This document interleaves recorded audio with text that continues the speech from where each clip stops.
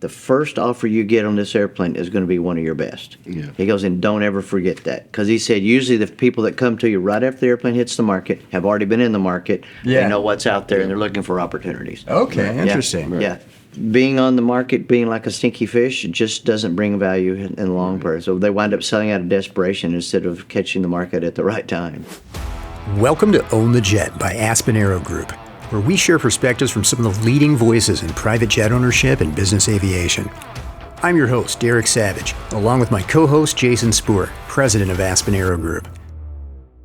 Our guest today is Phil Jordan, a seasoned executive in business aviation and chairman of the Global Aircraft Dealers Association, an organization that plays a key role in setting standards for aircraft brokerage across the industry. Join us as we dive deep into the mechanics, mindset, and moments that define jet ownership.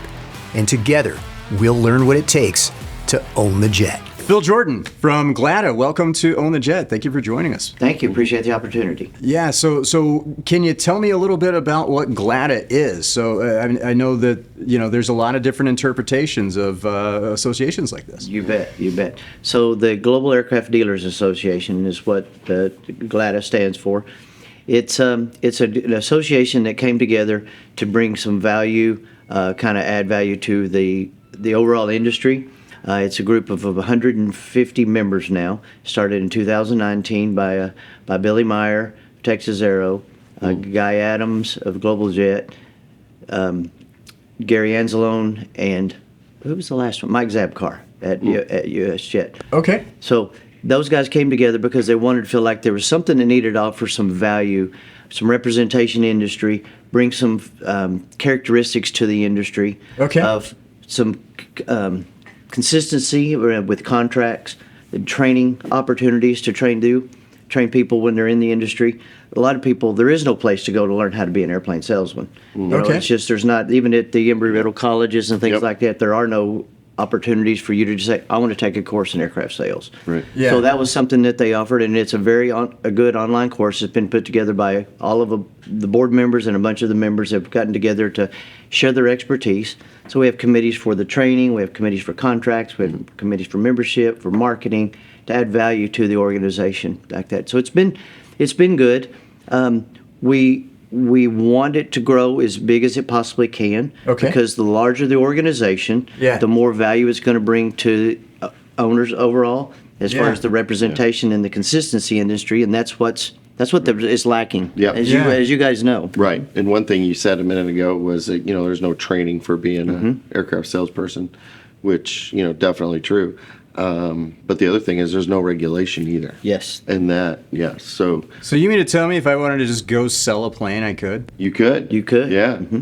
That's interesting. Right. Yeah. This afternoon, let's go do that. Yeah. Let's see what we can make happen. Yeah. Right. It is unusual. There's very few things in life you can do that you don't have to be trained in, or have a license. Right. And all of a sudden now you can go out and do a $50 million Gulfstream tomorrow with no. I couldn't give Jason a haircut without a license. Exactly. Exactly. And I got nothing like that for selling a jet. Right. And aviation, I mean, you got to have a license to do just about everything except sell airplanes. Yeah. Okay. So it's an interesting industry. There's been talk about regulating it over the years. And I think the reason these associations started was try to jump in front of that in case it ever came about, to how could it be regulated and how could the associations be a part of that regulation. I think it was the yacht brokers that started, they heard about the regulation coming, so they jumped in front of it, did licensing, did that kind of structure to provide We're regulating ourselves. Yes, exactly. Right. Well, don't step in here, government man. Right. Realtors were very much that the Realtor Association came in to try to be involved in the oversight of it. Yeah. NBAA even has some certain things that they've offered. Yeah. But it's just never filtered down to the aircraft sales side of it. So how did this? You talked about the organization. Give me a little bit about your background, where you came from, how you came to be in this position that you're in. Sure. So I started out as a pilot. Okay. It didn't take very long before I realized I really didn't like flying. Okay. I loved aviation, loved the industry, loved the business side of it, the business aviation. Yeah. Never wanted to do anything with the airlines. How old were you when you became a pilot? Well, see, I was in a sophomore in college. Okay. So had taken a couple intro flights, but it's just that no one in my family's involved in the aviation business. No one cared about it. We just got on planes to go places. That was the only thing we ever did. Okay. Did that, and then realized that my father was an entrepreneur and did things like that, had his own businesses, and so I wanted to do something on the business end of it, which was fun. So my first Okay. job after leaving the flight school industry was teaching people how to fly and doing some flying on the side. I got into the aviation insurance business. Yeah, okay. Did that for 4 years, and 5 years after I did that, I decided one of my clients that I had the insurance on, which ironically enough we mentioned him before, was Guy Adams. Okay. He goes, Philip, you're working your tail off. You need to come work for me. You can make a lot of money selling airplanes. And that Okay. was a true statement first year. But your insurance is a little different. It keeps going every year. Aircraft sales changes. Ah, So I okay. learned that, but it was good. And then my career progressed, and we opened up our own. We bought an FBO. We got a charter management. We opened our own aircraft sales company, and I think that was '97 after I'd done it for 5 or 6 years. Okay. We got a paint and interior business, MROs. Sold those. Throwing started out all the different ones. acronyms. Right. I tell you, it's been quite a career. I started teaching flying lessons 42 years ago, so I've been in the industry for quite a while. Yeah. Nice. Quite a while, and been involved in different associations and members, and as I've kind of gotten more what I'd call mature. Okay. In the industry, I won't say old, but mature in the industry. Sure. It's kind of the thing that we try to run our companies on. It's just like we want to simplify people's journeys. Yeah. And that's one of the things that an association can do. Yeah. Because it gives people new to the industry, it gives people that have been in the industry a while to help build connections, how to build relationships, because it's an organization and it's an industry that thrives on relationships. Yeah. And the Yeah. organization helps perpetuate those and bring more value to them and do those kind of things. And then I'd been in GLADA for a couple of years. They asked me to join the board. I thought that was quite an honor to be able to do that. Yeah. And continue that simplifying journey and just giving back. And then I think I mentioned this to you before. I missed a meeting. And in October, I think it was last year, Yeah. I had some medical things I was recovering from, and I missed that meeting. And then they called me after the meeting, says, "Congratulations, you're going to be the new chairman in January." So they took the vote while you were out. Right, Yeah, exactly. I didn't even get to vote in abstention. I just got the honor of taking that on, and it's a So everybody else was there, like not it. Oh, yeah. Or I'm sure a lot of it had to do with we value and respect Phil. Yeah, And we want him to. let's go with that. Let's one. do that yeah. one. I like that, Derek. Yeah, that's what we're going to call it. We're going to do that. Yeah. That's great. But so that was good, and it's a 2-year commitment, and so I'm just this is March, so I'm in my 3rd month of being chairman. So Nice. I'm excited about it. So I still have a full-time job, but this is Christine, our director, does a great job. She's our full-time employee. Takes care of things. She's responsible for everything that we do. Marketing and putting the things together, and she's very organized. She's been around the industry forever. She came from JetNet as a researcher and worked for a couple of broker dealers, so she knows the business. Yeah. But she's really good at what she does by keeping us all straight, because it's hard with the number of members we have, just keeping them all straight. And how many members does GLADA have? There's 150. now. 150. Yep. And- Right at 80 brokers, and then industry members, and then we have one educational associate member. So Nice. So, Jason, go ahead, man. And with Aspen, we're members of GLADA. You are. Mhm. We're glad to be. We're glad to be on We're board. glad. I know. I almost was like, I could probably spin that. Yeah. We're glad to be on board. yeah, exactly. There you go. So yeah. But It's great. But yeah, I mean, one of the things, if I'm, I was just kind of joking about it, but like, let's say I do want to sell an airplane. What don't I know? I think that's one of the things that GLADA helps solve for, right? Like, what don't I know? What don't I have? What sort of things is GLADA going to help me if I'm just getting into brokerage get right? Because I'm probably going to get all of it wrong. Yeah, yes, it is. Well, so if let's say you joined and you started, Savage Aircraft Sales, and you decided that you were going to just I like be the a ring of broker. that. Yeah. Oh, I'm here we kidding. go. I'm kidding. Maybe we Go should ahead. take that before he gets a hold of it. Right. It is a great name. So you decided to do this. Let me go So register the .com real quick. Right. by joining the association, you're going to get access to the just all of the members and all the different values they bring, whether it's a broker dealer, whether it's a finance company, a maintenance company, all those different entities, you're going to be able to get to know those people because you're a member. And those aren't just other brokers; those are like the people that help facilitate the sale outside of the broker. Outside of that, whether it be tax people or just everything that relates around an airplane and operations or changing the title or selling or pre-buys or all those kind of things. Yeah. But most importantly, you could say, all right, sign up, and then you get on to the training modules. Yeah. And there's 8, I think there's 8 or 9 the sections that you go through.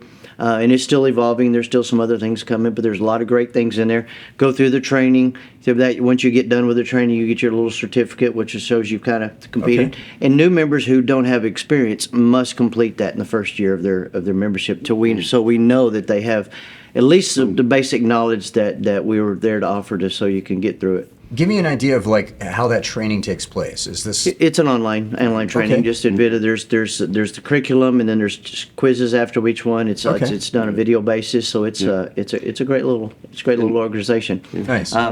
We have somebody that was in that business that was hired to come in and help put it together, and then all of the members came and submitted with just thoughts and documentation and all those kind of good things, and just tribal knowledge basically to be able to pass that information down. So Nice. And so all of our brokers. Yeah, and that's the thing because I've recently learned about some of the Aspen brokers going through these programs. Yeah. We've used it. Yeah. So if I'm a member of GLADA and I want to, and I'm training my brokers to do all of this, at the end of it, what does that do? I get a certificate. I'm certified as a GLADA certified broker. How is someone else going to know besides me, like sharing it with them? How, if I'm looking to buy a jet, right? I want to make sure I want a GLADA certified broker because I want to know I can trust them. exactly. You've just got to really look for when you go and looking online. If you're looking at the website, Aspen or us or any of the other guys will have that on our logos, or some of them even have it on their email signatures, just giving you that little global Aircraft Dealer Association accreditation. Basically, it's not really accreditation, but it's more of a certification. So nice. That's that.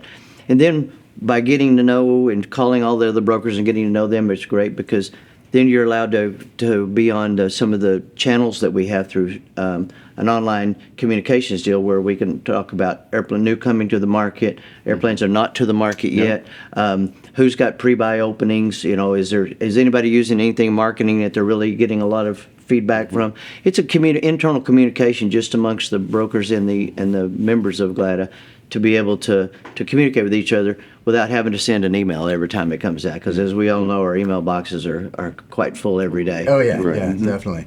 So when it comes to setting the standards, is that done? You said it, tribal knowledge, and we determine how to do all of these things. Is there like a committee that meets that decides like, hey, this is how GLADA is going to define what this aspect of brokerage the standards and by which we wanted to govern everything by were set up by the original 4 guys. Okay. They've been massaged and tweaked over the years from,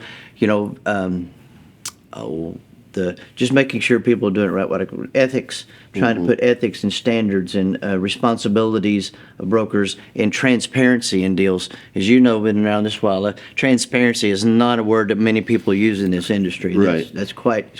When you're dealing in millions and millions of dollars and extremely high net worth people, the lack of transparency just blows your mind sometimes. So that's what we try to do is set a standard. And don't get me wrong, there's a lot of great brokers out there. So a lot of them, they're not even members of our organization. We wish they would join our organization. Yeah. But there are good ones out there, but there's also the opposite as well. So people just look at it, there's a chance to go out, oh man, look at all this money, we can go out and make a killing on this. Right. What are some red flags I need to look out for if I'm dealing with a broker? If we're setting standards and making sure that the standards are high, I mean, obviously, if they don't have that GLADA certification, but outside of that, what are some things people might run into with some of these? I think that's a great question. I think a lot of it is the lack of transparency. Somebody sends you a spec sheet, it doesn't have a RIN number registration on it, it doesn't have a serial number, so you're thinking, well, I recognize that airplane. It's the one sitting right outside. How come they're not? So obviously they may not have control of that airplane. It might be me trying to sell you his house, but I don't represent him. Oh, But you give me an offer, and I go say, hey, Hey, I got somebody who wants to buy your house. I'll buy it from you for $650. So that's and not. you just offered me $750. So that's why I'm going to go in there and try to make some money in between it. That's Right. a critical sign of that. There's just lack of transparency, lack of communications, just not telling everybody the truth. Right. What's the difference between, and I don't know if you guys get into this, but the things that are, I guess, on market and off market, and that sometimes that's kind of a consideration, right? When people don't want the whole world to know that a jet is for sale. How is that something that GLADA is concerned with at all, or is that something that? No, I think it's something we work for. Okay. Because the sooner you know about something that's going to be for sale, the better off you are. Yeah. Okay? Yeah. And as I always tell my guys as we're training them, and I've talked to people, I said, once you find something off market, you're going to get, especially if you're looking for that particular, for one of the clients that we represent, it's a great opportunity to move in. We already know what the airplane's probably worth because we've been in that market looking. Yeah. And those are the opportunities. So, and I learned this from Guy Adams. He said, Philip, the first offer you get on this airplane is going to be one of your best. Yeah. He goes, and don't ever forget that. Because he said, usually the people that come to you right after the airplane hits the market have already been in the market. Yeah. They know what's out there, and they're looking for opportunities. Okay. Interesting. Yeah. Being on the market, being like a stinky fish, it just doesn't bring value in the long term. So they wind up selling out of desperation instead of catching the market at the right time. What are some of the attributes of some of the best brokers that you can think of? I mean, what defines good brokerage? I just think it goes back to the honesty, transparency. You're putting everything together, marketing the airplane in a professional way, and instead of just slinging stuff out unprofessionally, it just doesn't give you all of the telltale signs that this broker has, one, their act together, two, full control over it, and Right. three, is the owner engaged in doing this, or are they just trying to smoke out any other kind of deal? Is this a big problem in aviation brokerage? These types of lack of transparency and people not being above board trying to sell jets? I think it is. Yeah, Wouldn't you agree? yeah, I absolutely. Still think I think it's still say it's a real big problem. Right. So. Yeah, and And it's a going back lot to of that- money. So when you get burned pretty hard, right? I Oh, mean, I would yeah. assume. Yeah. Well, if they even know it, like Phil said, you can be a middleman or work it from two different ways and sell somebody's airplane more than what they're knowing about. Yeah, I mean, there's even been pyramid schemes around these things, trying to put the things together, deposits to tie things up and get flipping deposits. It's a tough business, and it's all about the money. It's 100% about the money. Is it required that a broker work with other partners in other industries? Because I know one thing that we talk about, and Jason, you talk about this a lot, is it's not just you. It's all of the people that you can bring into a deal that you are friends with, that you Right. know and trust. Yeah. You know. And you're talking from financing and tax. Yeah. So all of the different aspects. You got Yeah. your lawyers, you got your accountants, you've got your your people that are like experts at maintenance and making sure that the aircraft's in good shape. A lot of things to consider. If somebody doesn't have that level of network or that team that they're bringing to the deal, is that something that people need to look out for, and why? I think so. Absolutely. We try to engage with the customer up front. Listen, here's the people you need in your network. Yeah. You need to have a great tax person. You need to are you going to finance this or not? You might want to look at it anyway. So if you're going to, let's get that up front going. You need to know the escrow agents have an escrow agreement, a contract with your broker. We're now requiring, because we don't like wild goose chases, we require a deposit up front, a retainer, to be able to do that, to go out and work for them on behalf of acquisitions for sure. And even sales in a certain amount, because you're going to spend a lot of money advertising these people's airplanes for sale, or even go out on your own to go out and help find something. So we want to make sure we have all the ducks in a row. And just because you're a high net worth with a really good CPA, that doesn't mean he understands the aviation implications of tax and sales tax and depreciation and how those things work. And you need somebody that's an expert in there. And all the tax people that we all know work with the individual's own tax in-house people, Right. just to make sure they're coordinating and making it fit together really well. So I'm going to play devil's advocate here, right? Sure. How do I know Jason's not just bilking me and throwing a bunch of money to his buddies here, and I don't really need all of these people on a deal, right? If I'm coming to the table like, look, I've got a CPA, I've got an attorney, the maintenance records look fine according to the people that maybe I know or who told me. Why do I need to have all of these people involved in this deal when I can just deal with one person, get it done, maybe cheaper. Or your own internal. Or my own internal. Right. It is interesting in this industry that people will have a representative for everything in the world that they do, except for buying an airplane, because they have a pilot. Yeah. And I keep saying a pilot, if you have a fleet of cars, they drive them, but do you have people to help you plan the acquisition and the get rid of them and all that kind of good stuff? Yeah. So I always just say, I'm not sure I need all that. Well, did you need it when you bought your last piece of property or when you built your last building? And you just try to give them enough examples. Sure. And I say, especially on the tax side of it, that's where they all think they have it. Is that something that people push back on too? Sometimes, absolutely. Yeah, I don't need that. Right. Well, just think about it. Have your accountant call this person. Yeah. Don't you talk to him. Have your accountant do it and let him make the decision where he thinks he needs it, because you're counting on him.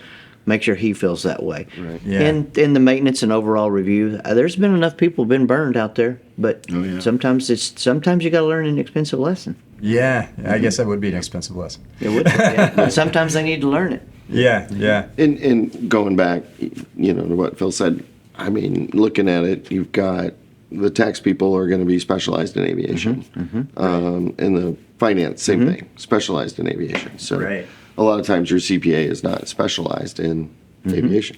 Yeah. And so just to get some other... Well, and I learned from some of our other guests that we had on that, like, you got crazy kind of like, you might get a tax bill from a state that you don't live in because a transaction happened here, or you were parked here for too long, or whatever, it is, right? When the transaction happened. And it's just like insane stuff that you would never think about, and all of a sudden it's like, why do I owe like $17,000 to this state, or whatever the tax bill ends up being. Those are things that I guess if you don't know what you don't know, and these people, you bring them in, and all of the entities out there are starving for money, so they're always out looking for that opportunity that they could send a bill, and hopefully it's paid without anybody asking questions for it. Yeah. So they would love to do that, but that's the reason of just planning it outright is so important. So what are some things that GLADA's doing outside of, you said, you've got the learning tracks and you guys get together and you discuss these things.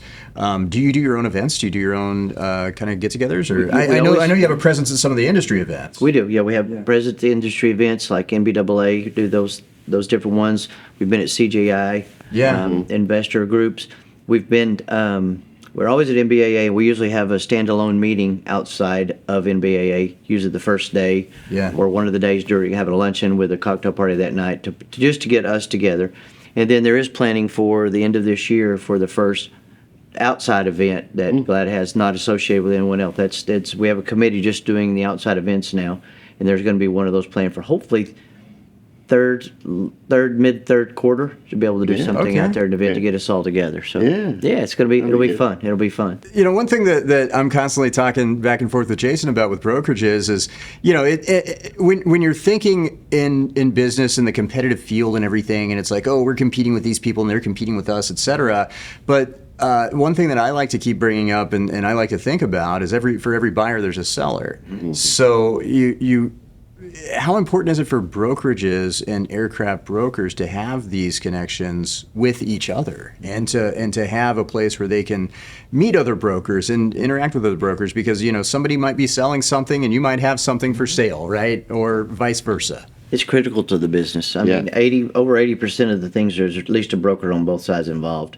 So it's critical to meet those guys and have your network, because the more, like I said, the more you're in the front side of the curve, the better it is, and the easier the opportunities are. So you ever get people just trying to sell their own planes, and you just got to convince them that all the time. They're just like, I don't need a broker, I don't need any of these people. Exactly.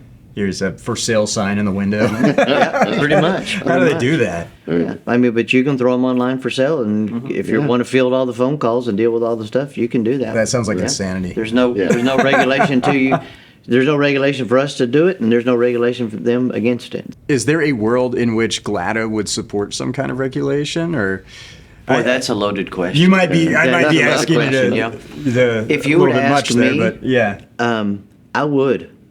Personally, I would, because I think that brings the cream to the top. Yeah. And the only people who will fight it will be the ones that don't want to do it. Yeah. Because they're usually trying to do it the wrong way. So I just would be more suspect of who's going to regulate it would be my biggest thing, because I'm not a fan of big government. Yeah. And I just think that would be, if we try to let them do it, but they're just none of the associations have been able to just get it to that point. So Yeah.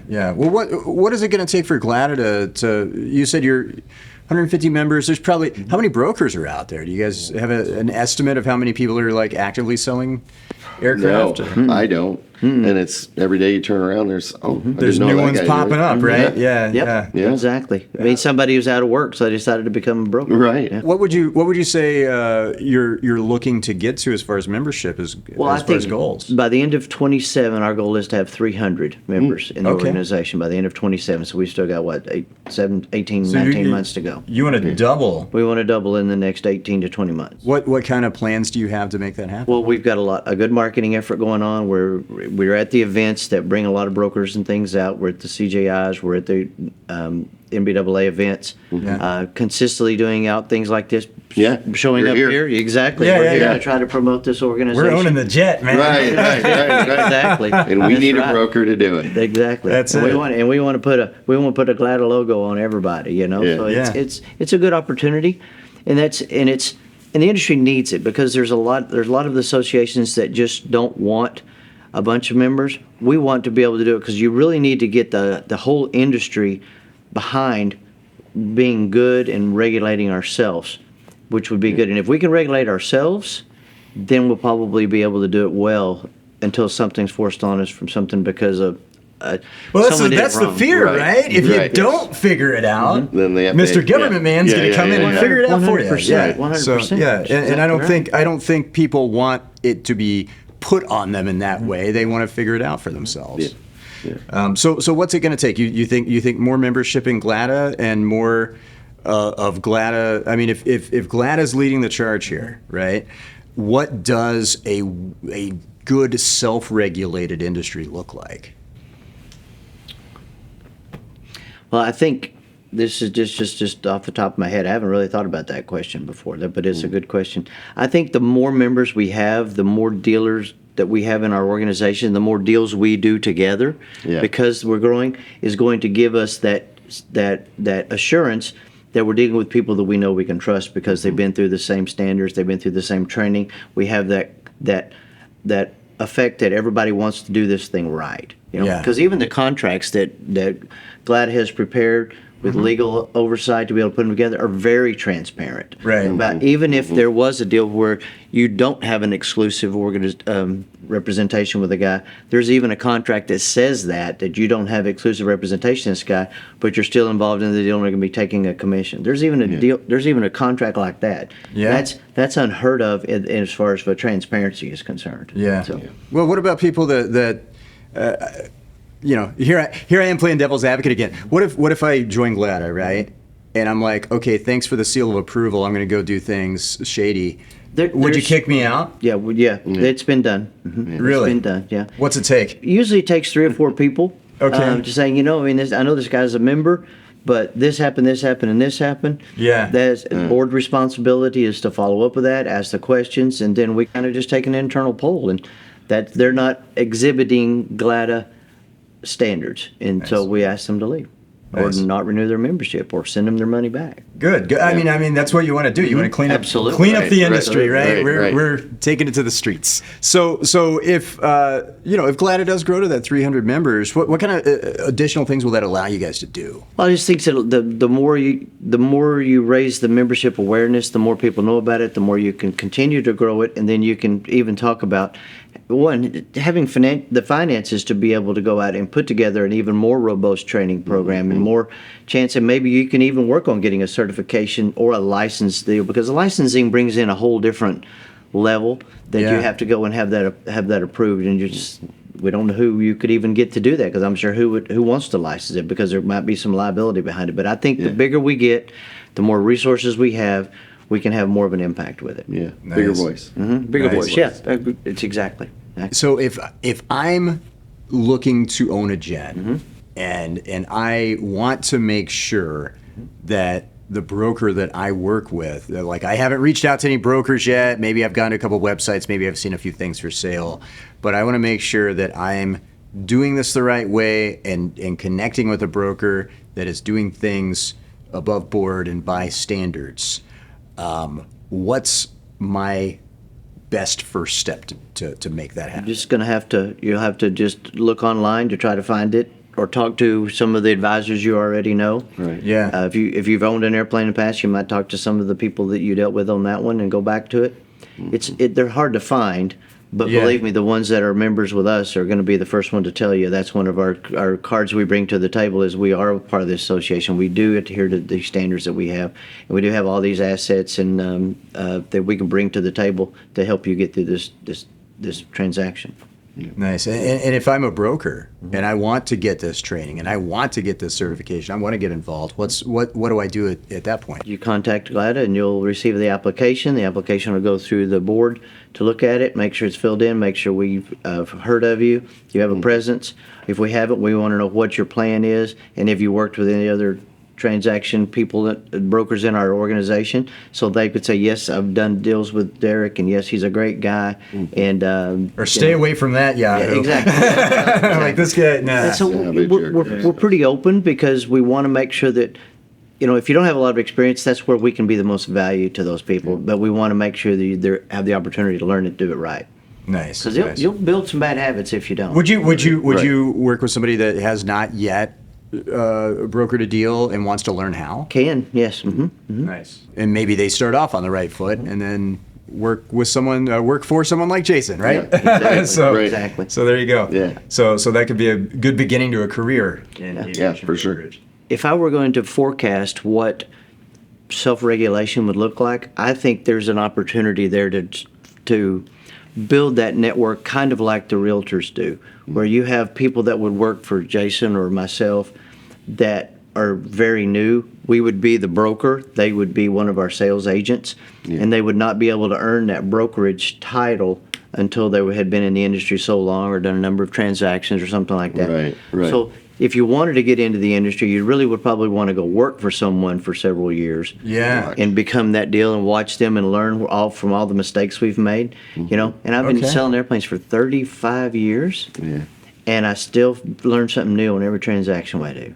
Nice. I shouldn't, but it still catches you. It still catches you. You go, I can't believe I didn't think about that. It's good. It's good to always be open Yeah. to learn too. And the ones that you think are going to be the easiest ones, that will usually bite you right in the butt. Yeah. That's how it goes. How many airplanes do you think you sold, or do you know the exact? No, but I think it's right around 350, 360. Wow. Yeah. Yeah. Just me, and I mean, I've been involved in a lot of other things for all the Yeah. people that worked for us over the years.